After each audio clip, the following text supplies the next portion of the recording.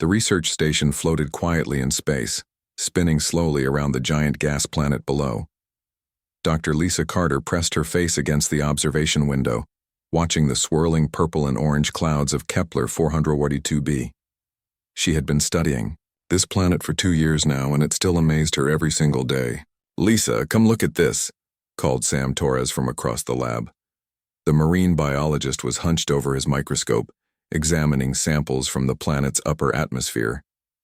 "I think we found something really special here."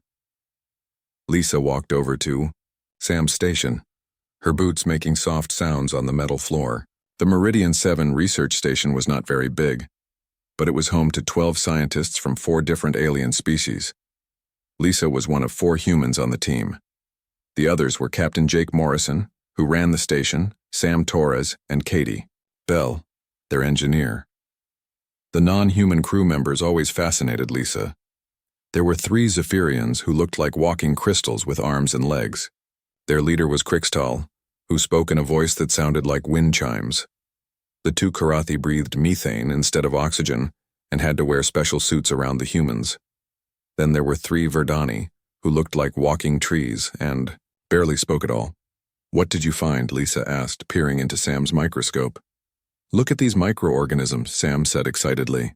"They're unlike anything we've seen before. They seem to feed on the planet's magnetic field." Lisa looked through the eyepiece and gasped. Tiny creatures were swimming around in the sample, glowing with a soft blue light. They moved in perfect circles, as if they were dancing. "This could change everything we know about life in gas giants," she whispered. Suddenly, red lights began flashing throughout the station. A loud alarm filled the air, making everyone jump. Lisa had never heard this alarm before, and it made her stomach feel tight with fear. Captain Morrison's voice came over the intercom, sounding worried. "All crew to emergency stations. We have unknown ships approaching fast. This is not a drill." Lisa and Sam ran to the main control room, where the other crew members were already gathering. Through the big windows, they could see dark shapes moving against the stars. The ships were huge, much bigger than anything Lisa had ever seen. They looked like giant metal sharks with glowing red eyes. "What are those?" Katie Bell asked, her voice shaking. Crixtal made a sound like breaking glass. In his musical voice, he said, "Those are Havoc ships. They are very bad news." Captain Morrison was working fast at the control panel, trying to send messages to other stations. "Communications are being jammed," he said. "I can only get one emergency channel to work." The alien ships moved closer, and Lisa could see smaller vessels coming out of them. These looked like metal insects swarming toward the research station. "Captain, what do we do?" Sam asked. Morrison kept working at his controls. "I'm sending a distress signal to Earth. It's our only chance." His fingers flew over the keyboard as he typed in special codes. "There," he said. "The signal is away." The first Havoc ship attached itself to their station with a loud crash that shook the whole building. Sparks flew from damaged equipment as the walls groaned and bent. "They're cutting through the hull," Katie said, watching her engineering displays. "We have maybe 2 minutes before they break in." Lisa looked around at her friends and colleagues. The Zephyrians were making high-pitched sounds of fear. The Karathi were checking their breathing equipment. The Verdani stood perfectly still, like real trees in a storm. "Everyone stay calm," Captain Morrison said, but his voice showed he was scared too. "Maybe they just want our research data." Crixtal made that glass-breaking sound again. "No, Captain. The Havoc do not take prisoners from other species. They only keep humans alive, and only sometimes." Before anyone could ask what he meant, the station shook again. This time a whole section of the wall blew inward. Hot air rushed out into space, and emergency doors slammed shut to keep the rest of the station safe. Through the smoke and sparks, figures in dark armor began climbing into the station. They were tall and had long arms and legs. Their faces were hidden behind masks that looked like skulls. These were the Havoc warriors Lisa had heard about in stories, but seeing them in real life was much more terrifying. The Havoc moved fast and without mercy. They shot the Zephyrians first, and Lisa watched in horror as Crixtal's crystal body shattered into 1,000 pieces. His last words were, Tell them about the old warnings about humans." The Karathi tried to run, but the Havoc caught them easily. The Verdani did not even try to escape. They stood still as the warriors destroyed them with weapons that turned living things to ash. Lisa grabbed Sam's hand as the Havoc surrounded the remaining humans. Up close, she could see their red eyes glowing behind their skull masks. They smelled like metal and something else she couldn't identify. One of the Havoc, bigger than the others, stepped forward. When he spoke, his voice was deep and rough. "Humans, you will come with us. You will work for us now." "Why?" Captain Morrison asked. "Why kill the others but keep us?" The big Havoc warrior laughed, a sound like grinding metal. "Other species are weak. Humans are useful. You will help us. Find more human worlds to conquer." As the Havoc pushed them toward their ships, Lisa heard one of the warriors talking to the big one in their own language. She caught a few words because she had studied alien languages. They were talking about Earth and how easy it would be to conquer. The last thing Lisa saw before being shoved into a dark prison cell was the broken pieces of Krixtal scattered across the floor. His crystalline body caught the light from the emergency systems, creating tiny rainbows in the darkness. Far away, in a secret station hidden near Pluto, Admiral Paul Hayes received Captain Morrison's distress signal. As he read the coded message, his face went white as paper. He reached for a special phone that only 7 people in all of human space were allowed to use. "This is Admiral Hayes," he said when the phone was answered. "We have a Protocol Omega Black situation. Yes, I'm sure. The Havoc have taken humans hostage." There was silence on the other end of the line. Then a woman's voice said, "Understood, Admiral. Project Lazarus is authorized. God help us all." Admiral Hayes hung up the phone and stared out at the stars. He had hoped this day would never come, but the Havoc had made a terrible mistake. They had hurt humans, and now they would learn why. The older species in the galaxy whispered warnings about what humans could become when pushed too far. Admiral Paul Hayes sat in his dark office, staring at the computer screen. The distress signal from Meridian 7 had arrived 30 minutes ago, and he still could not believe what he was reading. The Havoc had taken humans hostage. This was the one thing that could never be allowed to happen. He picked up his secure phone and dialed a number that most people did not even know existed. The phone rang 3 times before a woman answered. "Station Erebus, Director Price speaking. Amanda, this is Paul. We have a situation." His voice was quiet and serious. "The Havoc have attacked a research station. They killed the alien crew members and took 4 humans prisoner." There was silence on the other end of the line. Then Amanda Price said, "Are you absolutely sure about this, Paul?" "Yes." Captain Morrison sent the signal himself before they took him. Admiral Hayes rubbed his tired eyes. "You know what this means?" "Protocol Omega Black," Amanda said. Her voice sounded sick. "I was hoping we would never have to use it." "So was I. But the choice has been made for us." Paul looked out his window at the distant stars. "How long will it take to wake him up?" 12 hours minimum. Maybe less if we push the systems." Amanda paused. "Paul, are we really going to do this? Are we really going to let that thing loose?" "Admiral." Hayes was quiet for a long moment.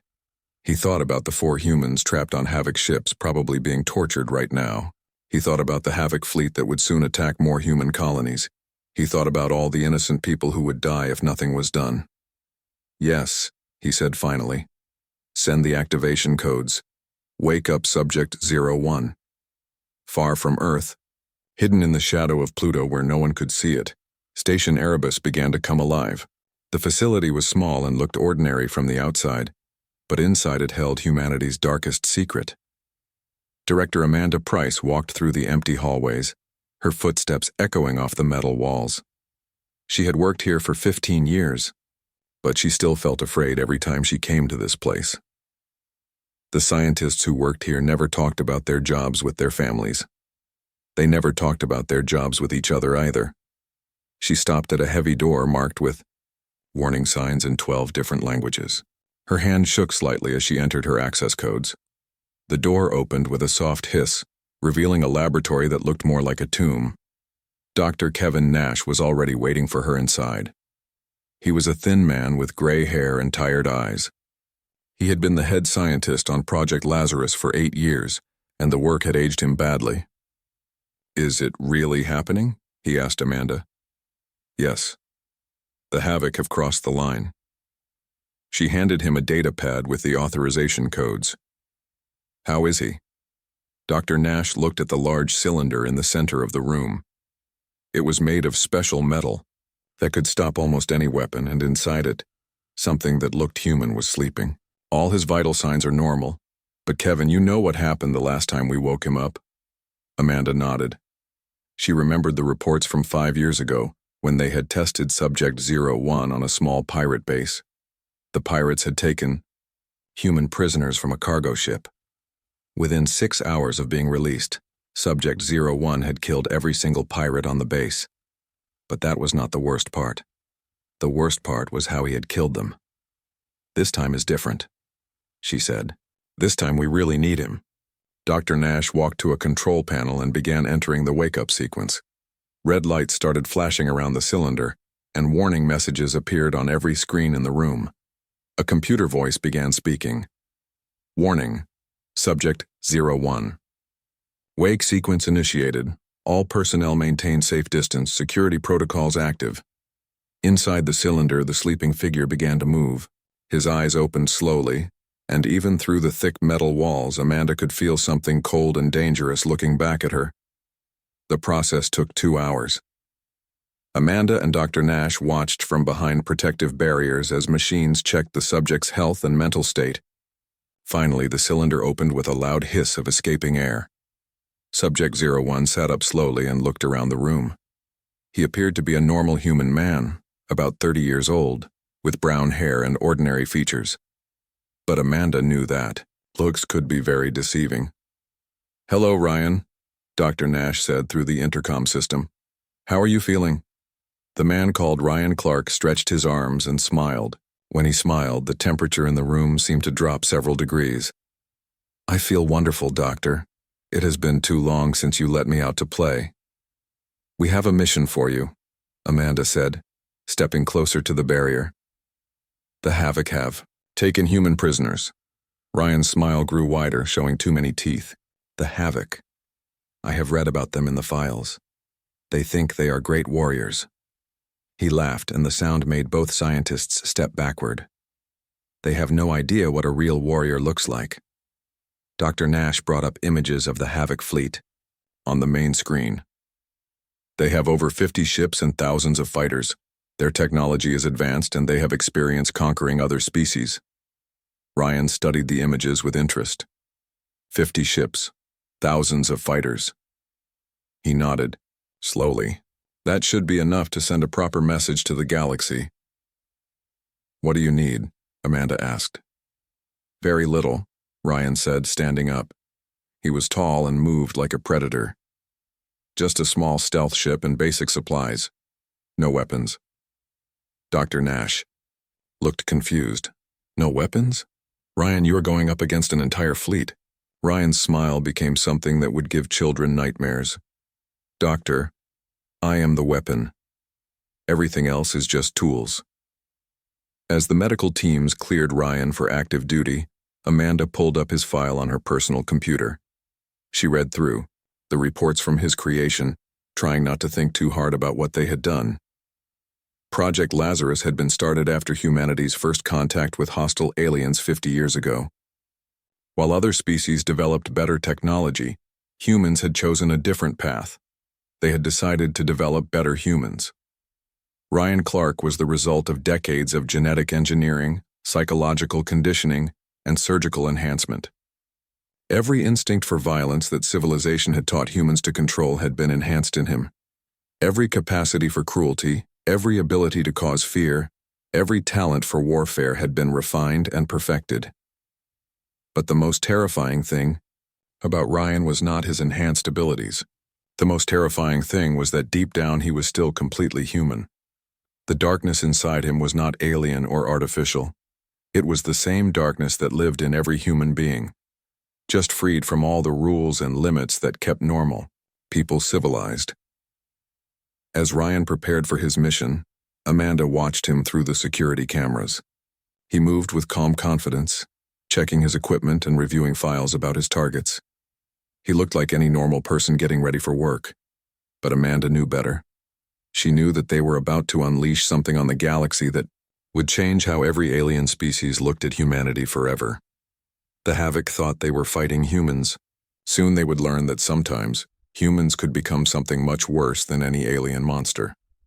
The last entry in Ryan's file was a note from the project's original director, written years ago.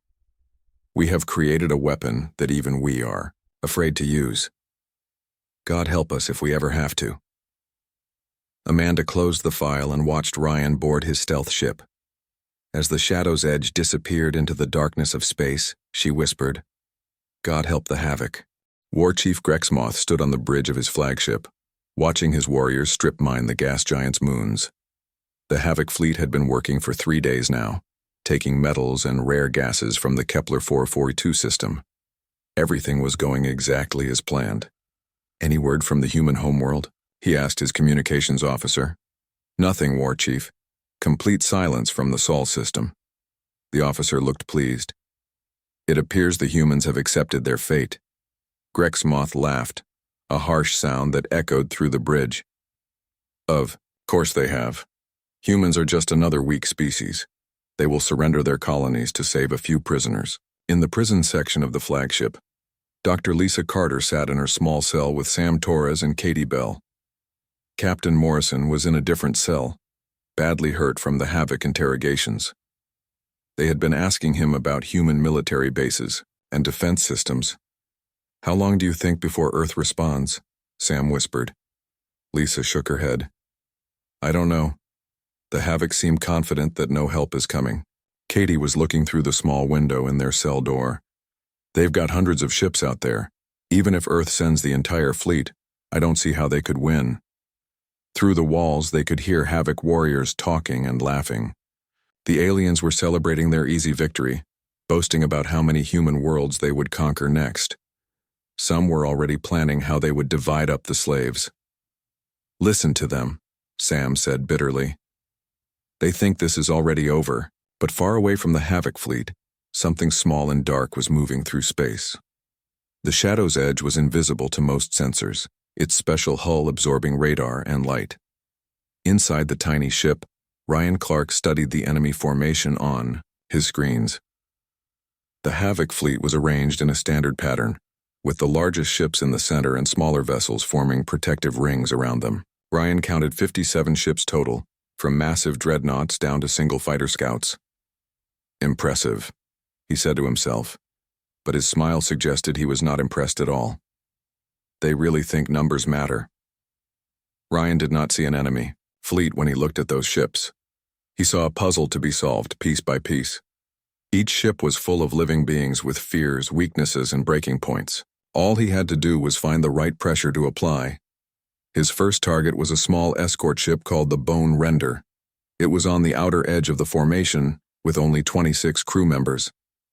Ryan approached it slowly, using the ship's own shadow to hide his approach. The shadow's edge attached to the Bone Render's hull like a parasite, using magnetic clamps to hold on tight. Ryan put on a simple spacesuit and cut through the enemy ship's outer wall with a small laser tool. The hole was tiny, just big enough for one person to crawl through. Inside the Bone Render, the Havoc crew went about their normal duties. They were confident and relaxed, having no idea that death had just climbed aboard their ship. The corridors were dimly lit, and Ryan moved through them like a ghost. His first victim was a young Havoc warrior named Keshvar, who was walking alone to the ship's engine room. Ryan appeared behind him without making a sound. Keshvar died so quickly that he never had time to scream or call for help. But Ryan did not just kill the warrior.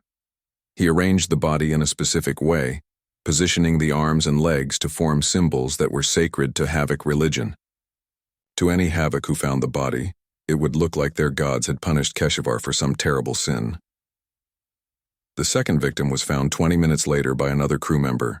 This warrior, Zekmoth, discovered his friend's body and immediately knew something was very wrong. He reached for his communicator to alert the bridge, but Ryan was already behind him. Zekmoth lived longer than the first victim, long enough to see Ryan's face and understand that something impossible was happening. long enough to realize that the stories about humans were all wrong. Then he died too, and his body joined the first in the same religious arrangement. By the time the Bone Render's captain realized his crew members were missing, 8 of them were already dead. Captain Vexkar sent search teams through the ship, but they found only bodies arranged in patterns that made no sense. The search teams began to feel afraid. Havoc warriors were trained from birth to fear nothing, but this was different.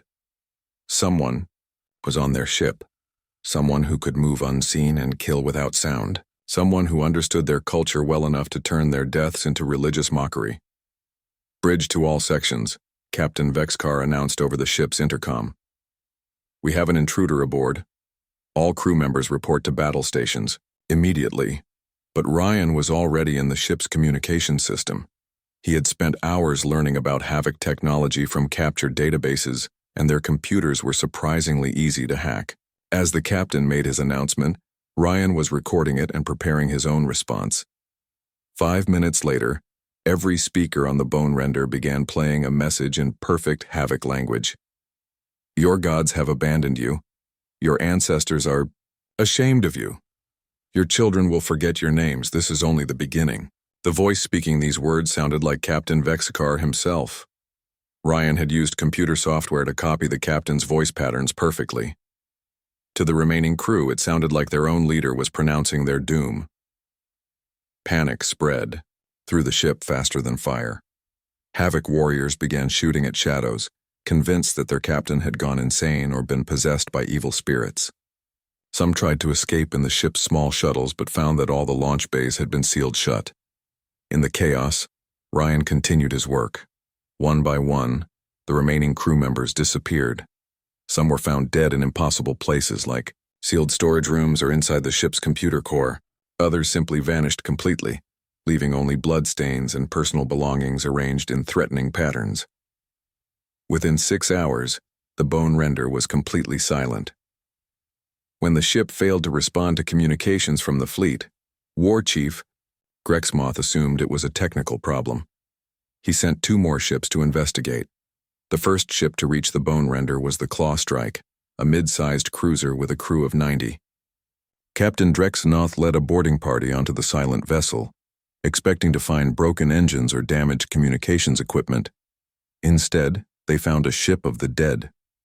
Bodies were arranged throughout the corridors in patterns that told a story of fear and madness. The bridge crew were found at their posts, but their eyes had been removed and placed in small piles near religious shrines. Personal messages were written on the walls in Havoc blood, each one referencing the deepest fears of their warrior culture. What could have done this? One of the boarding party whispered. Captain Drexnoth had no answer. In 40 years of warfare, he had never seen anything like this. Search every room, he ordered. Find out what happened here. But as his crew spread out through the Bone Render, Ryan was already aboard the Claw Strike. He had used the confusion of the boarding operation to slip from one ship to the other, moving like smoke through the connecting airlocks. The second ship would fall even faster than the first. Ryan had learned from his initial attack, refining his methods.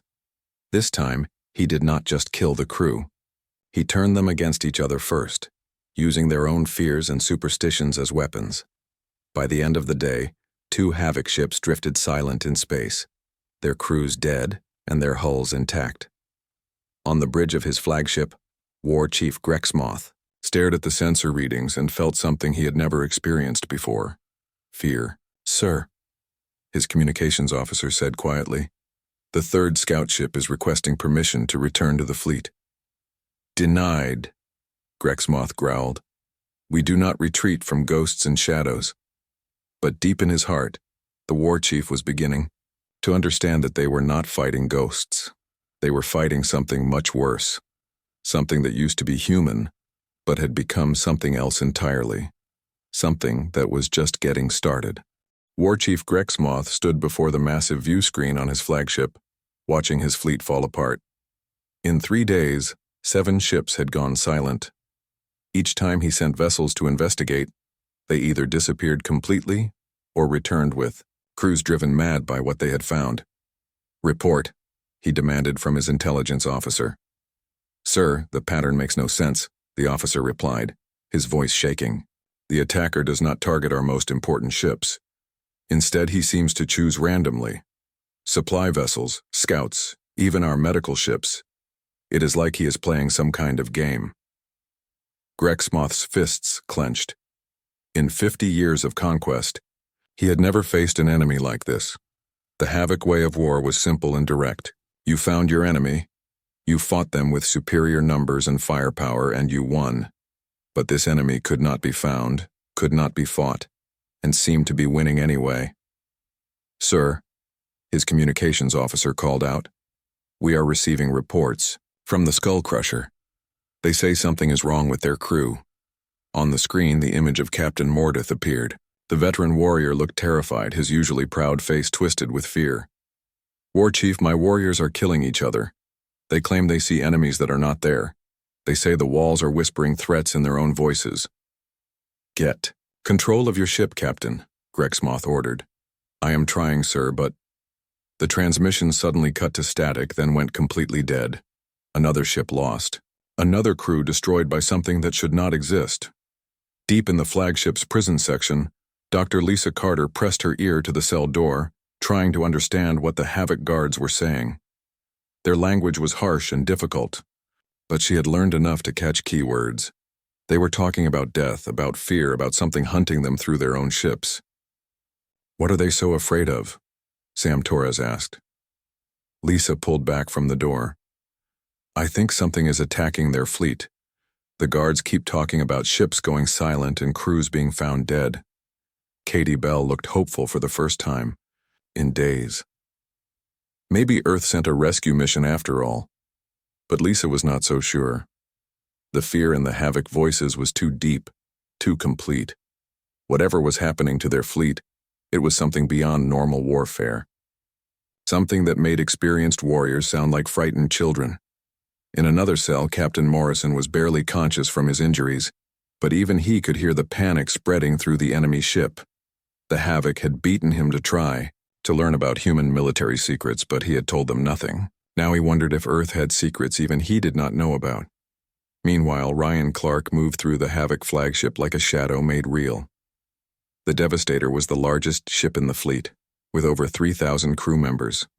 It should have been impossible for one person to infiltrate such a massive vessel, but Ryan had learned that size could be a weakness as well as a strength.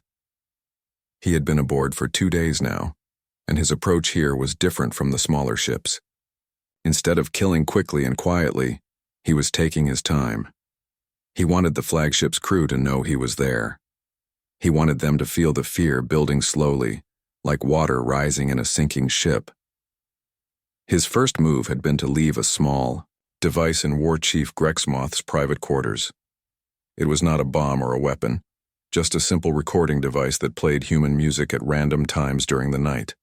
The music was soft and beautiful, completely unlike anything in Havoc culture. To Grexmoth, waking up to strange melodies in his locked room was like finding a poisonous snake in his bed. Next, Ryan had begun leaving messages throughout the ship. Not written messages, but objects arranged in specific patterns. A Havoc warrior's personal weapon would be found disassembled and rebuilt into the shape of a human skull. Family pictures would be turned upside down and marked with symbols that meant death in Havoc writing. The crew began to notice these signs and started talking among themselves. Some claimed the ship was cursed. Others believed enemy agents had infiltrated their ranks. A few suggested that the human prisoners had somehow escaped and were getting revenge, but the most disturbing incidents were yet to come. Ryan had studied Havoc psychology for years through captured databases, and he knew exactly which fears would break them fastest. Havoc culture was built around the idea of honorable death in battle. The worst fate for a Havoc warrior was to die alone, forgotten, and without glory. So Ryan began making Havoc warriors disappear completely. Not just killing them, but erasing all trace that they had ever existed. He would take a warrior from his post, remove his name from duty rosters, delete his personal files, and make sure no one could remember seeing him that day. When other crew members looked for the missing warrior, they would find no record that he had ever been aboard the ship at all. This psychological attack worked better than any weapon. Havoc warriors began to doubt their own memories. They started questioning whether missing crew members had really existed or were just products of their frightened imaginations. Some warriors became convinced that they too might disappear and be forgotten, as if they had never lived at all. The fear spread like a disease through the ship. Guards abandoned their posts to stay in groups, afraid to be alone. Officers stopped giving orders because they were not sure if their subordinates were real or hallucinations. The mighty Devastator, flagship of the conquering Havoc fleet, began to tear itself apart from the inside. War Chief Grexmoth tried to maintain order, but even he was beginning to crack under the pressure. The strange music in his quarters had been joined by other impossible things. His personal belongings would be moved while he slept. Messages written in his own handwriting would appear on his desk, containing information only he should know. The final straw came when Grexmoth found a recording device in his command chair, playing back conversations he had had in complete privacy.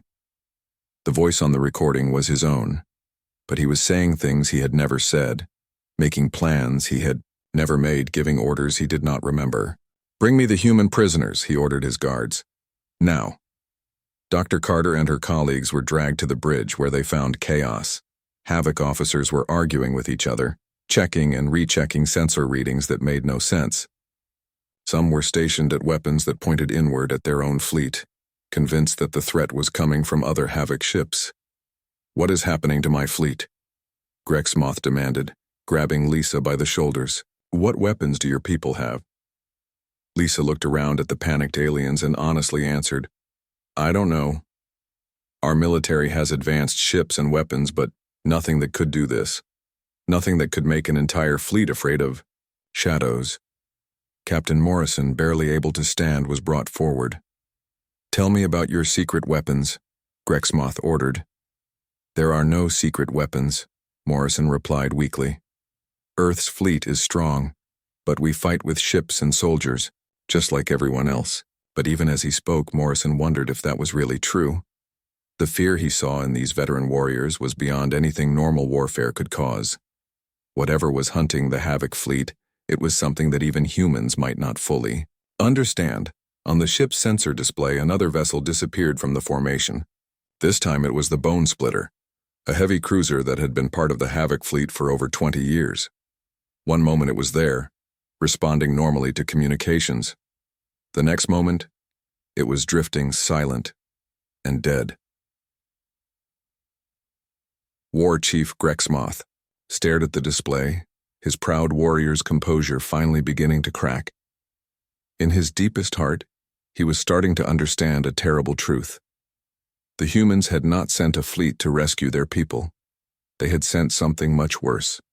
They had sent a nightmare made real, something that could turn a warrior's own mind against him, something that killed not just the body but the spirit and the hope as well. As if summoned by his thoughts, the lights on the bridge began to flicker. In the brief moments of darkness between the flashes, Grexmoth thought he saw a figure standing in the shadows near the back of the bridge. A figure that looked human, but carried darkness like a cloak. When the light stabilized, the figure was gone. But on the main screen, new words had appeared, written in perfect Havoc script. "I am coming for you, War Chief, and when I am done, no one will remember your name." The end came not with explosions or great battles, but with the slow collapse of everything the Havoc believed about themselves. War Chief Grexmoth stood alone on his bridge, surrounded by officers who jumped at every shadow and guards who pointed, their weapons at empty air. Only 12 ships remained from his once mighty fleet of 57. The others had either gone silent or fled into deep space, their crews driven mad by fear. Those that remained were held together only by Grexmoth's iron will and the hope that they could somehow escape this nightmare. "Sir," his communications officer whispered, "the remaining captains are requesting permission to retreat." "No," Grexmoth growled. "We are Havoc. We do not run from shadows and tricks." But even as he spoke, he could feel his own confidence cracking. The human prisoners on his bridge seemed just as confused as his own crew. If they had some secret weapon, they clearly did not know about it. Which meant the thing hunting his fleet was beyond even human understanding. Dr. Lisa Carter watched the alien warriors with growing amazement.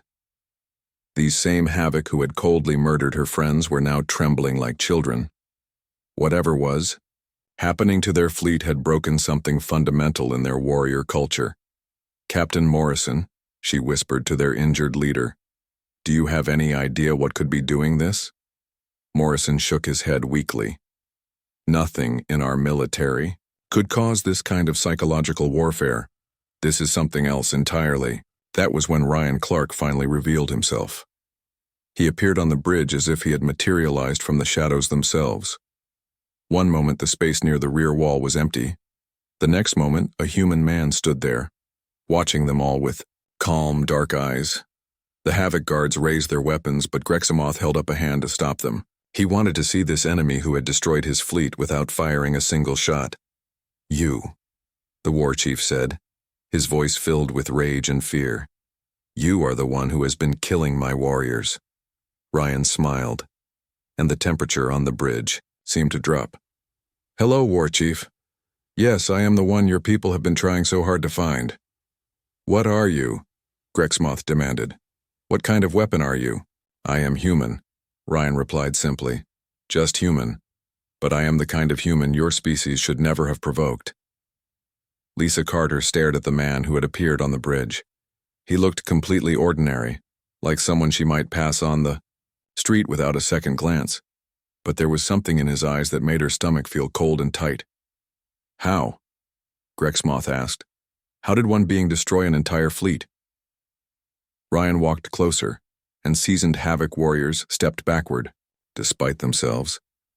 "You made a mistake, War Chief. You thought humans were just another weak species to be conquered. You thought we would surrender our people to save ourselves trouble. We have conquered thousands of species," Grexmoth snarled. "Humans are no different."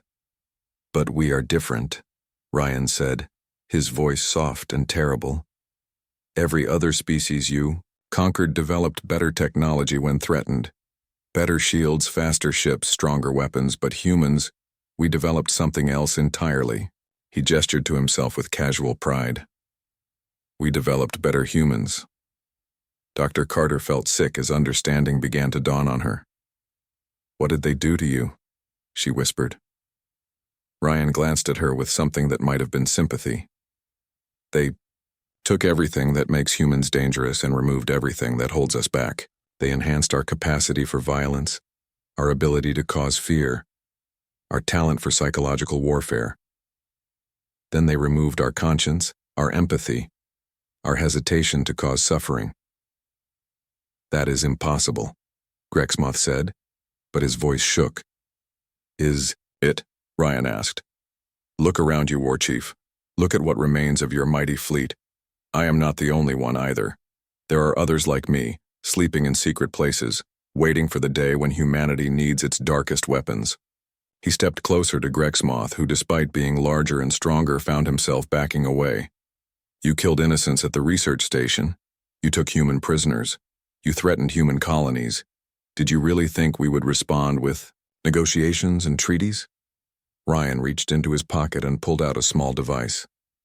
"This contains the locations of every Havoc military base, every colony world, every place your species calls home. Your own computers gave me this information." "Willingly. What do you want?" Grexmoth asked, his warrior's pride finally broken. "I want you to understand something very important," Ryan said.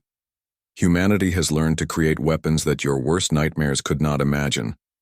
We have turned our own darkest nature into a tool of war, and we will use these weapons without hesitation if you threaten us again." The confrontation lasted only minutes. Grexmoth tried to fight, drawing his ceremonial sword and calling on decades of warrior training. But Ryan moved like liquid death, avoiding every strike and responding with precise violence that left no room for glory or honor.